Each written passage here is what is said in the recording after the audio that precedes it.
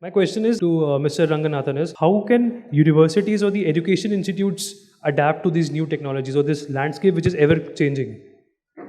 Yeah, I did talk about blended learning a bit in terms of how the universities can start. You look at, I think there was some point about year as well. There is definitely a mix of models is what we should look at, right? I think there is always going to be this online sessions or AR/VR experiences as additive to what is being discussed in a class. For example, there is something called Metaverse or Metaversity we have heard. As a concept, it is still in evolution, right? But imagine that we are able to create a simulation where 5, 6 people take avatars of, say, for example, heart surgery. One is playing the role of a surgeon, another assistant surgeon, and 3 assistants to them. And actually, they are seeing it as if they are part and parcel of an operating theater. Now, this is not something easy you can replicate at scale. Yeah, you might show to 5 people in a hospital, but can you do it for 5,000 people, 50,000 people? Now, that is where technology can come in, right? So, for universities today, all these digital tools, rather than looking at them as, is this something I should adopt?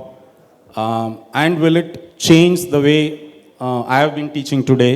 I think you should start looking at it as an add-on component, right? In what way you can look at online learning or a blended learning or AR/VR or meta tools, adding a differential immersive experience where people feel that my learnability is better rather than someone teaching me something for half an hour. I am part of this immersive experience. I am much more knowledgeable today. Is something that the universities have to start exploring.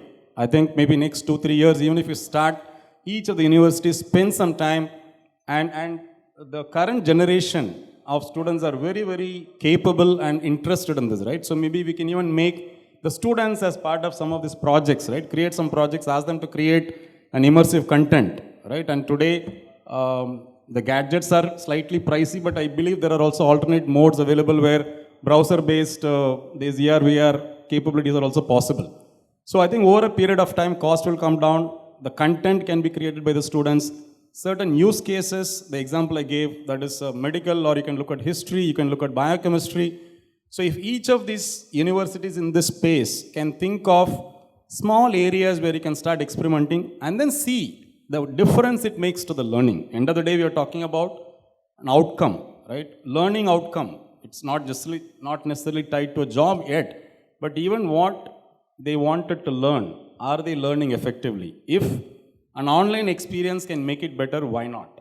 I think that is where the universities today have to start putting some thinking, putting some effort, and over a period of time, I'm sure this will mature into a lot more use cases, lot more collaborative effort among universities for content, for platform, for I think this whole meta as a concept, for example, like I said, is evolving. By the time it is evolving, in fact, it is already in US, there is a Morehouse College or something that is completely doing a set of courses in a digital virtual classroom mode. So there are Western countries that have started on it maybe 2-3 years back, and they believe that it is addressing the problem of inclusivity, addressing the problem of maybe a much larger scale to teach rather than a small 50-60 people in a classroom. So I think it is something that we should look at as an opportunity going forward, in my view.